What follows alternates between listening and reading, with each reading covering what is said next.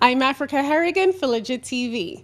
The Committee on Finance held a meeting at the Capitol building to approve two leases, one between the government of the Virgin Islands, acting through the Commissioner of the Departments of Property and Procurement and ABC Sales Incorporated, and the other lease was through the government of the Virgin Islands, acting through the Commissioner of Property and Procurement and Commercial Security Services.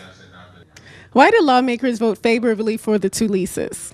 The two leases that were before the Finance Committee today were very straightforward. One was for ABC Wholesale and Retail Services. They've been a long-standing tenant with government. They were just renewing. And the one with Commercial Security Services, they were pretty clear. We did have some concerns relative to ABC Wholesale and Retailers and their affiliation with ABC Janitors. And they did disclose that they were at one time, they started ABC Janitors, but now they're totally separate entities.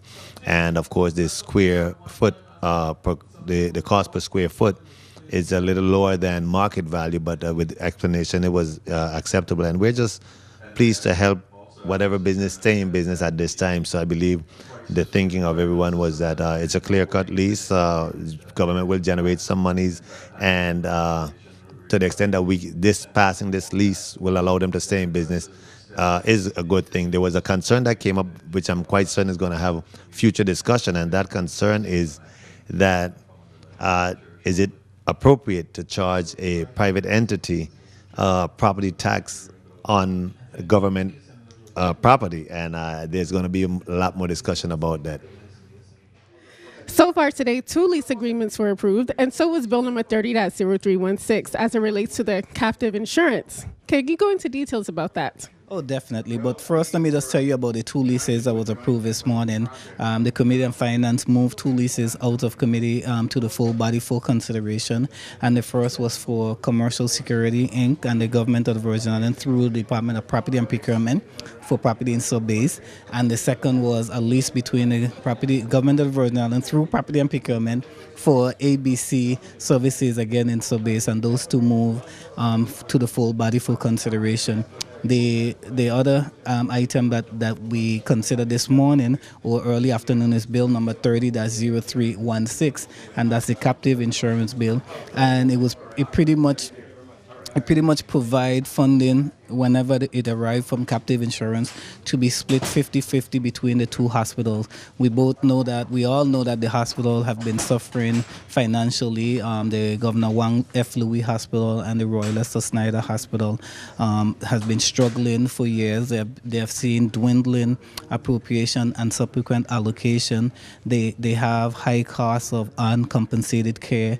People are going there without insurance and everything. And this bill, sponsored by Senator Roach, is a push in the direction to provide some funding for the hospital to really help them bridge a gap and remain a good, solid medical facility here in the territory. Considering that you are one of the sponsors for Bill number 30-0316, the bill as it relates to the captive insurance and relating hospitals, what was your motivation behind this one? Well, Bill number 30-0316 is jointly sponsored by myself and Senator Alicia Chucky Hansen.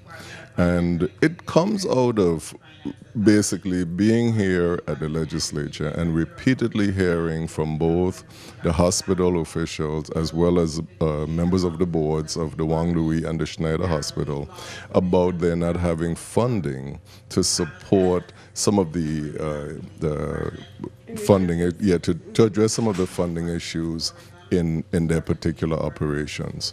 One is what's called uncompensated care.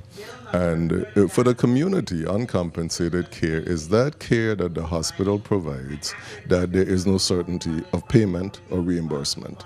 And so it includes, for instance, when there's a crime and the perpetrator or the person accused of a crime might be hurt, as well as a victim. It also includes persons who do not have health insurance, etc., the indigent, the homeless, right? And the hospitals have to provide those persons with care. So one, there's that issue of uncompensated care. And two, is to give them some kind of relief from just having to meet their day-to-day expenses so that they have some kind of revenue to devote to capital projects, to improving the physical structures where healthcare is delivered.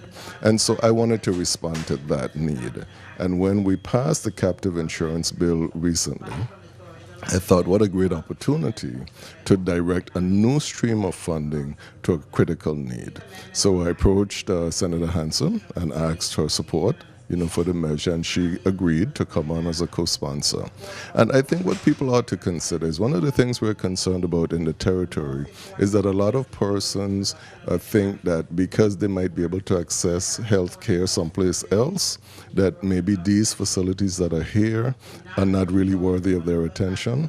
But I say people should remember that one, there are only a few of us who are able to make those choices. And two, even if you're able to make those choices, especially when you're electing to have a health procedure done someplace else, you still need to be aware that in the event of an emergency, you're going to be required to utilize those same hospitals. And so it is in the interest of all of us that monies be addressed to make sure that we are able to provide quality health care to the residents of our territory and to the people who visit here as well. I mean, if we're encouraging people to visit our home, to come and spend time here, then we have to be prepared to address their health needs if and when those needs arise. Bill number 30-0316, as it relates to captive insurance. Is that really a great way to generate revenues, considering that the government is still in an economic crisis? Well, what that bill does, 30-0316, is to take the captive insurance program. It was a recent program implemented here in the territory. We actually don't even know how much monies will be generated from this program. However, since it is new revenue and there is a need for the hospital to get some revenue source, the bill attempts to designate all revenues outside of the expenses for training and operation of that program to go towards 50% to the Wang Lui Hospital and 50% to the Snyder Hospital. So I would say it is a good initiative because it's a new revenue source. It's not yet obligated. So we're saying the excess out of administering or over administering the program will go towards the two hospitals. And as the hospitals clearly stated, any help that they can get, they are very interested in getting, because the hospital budget has been reduced, one from 31 million to 22, and this Wang Lui Hospital in particular was from $32 million to $17 million. That's a big cut. As was asked to the hospital directors on the record as well, is well, they will receive money from any new source. And as you know, I do have an initiative here in the territory to legalize marijuana, and we can designate revenues from taxation of such to go towards healthcare, to go towards education, to go towards early childhood, and the same issues which we're discussing today as it relates to new revenue sources going to fund these programs.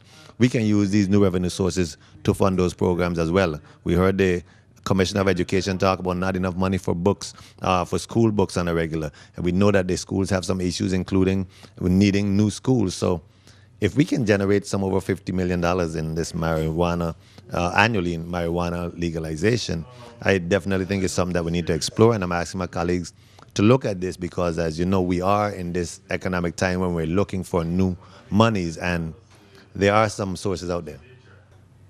All lease agreements and bills that were approved will be forwarded to the Committee on Rules and Judiciary for further consideration. You can follow the happenings of the legislature and like us on Facebook at 30th Legislature. Follow us on Twitter at Legislature VI, and subscribe to us on YouTube at Leg VI1. Thank you for tuning in to Legit's coverage of the Committee on Finance. I'm Africah Harrigan for Legit TV.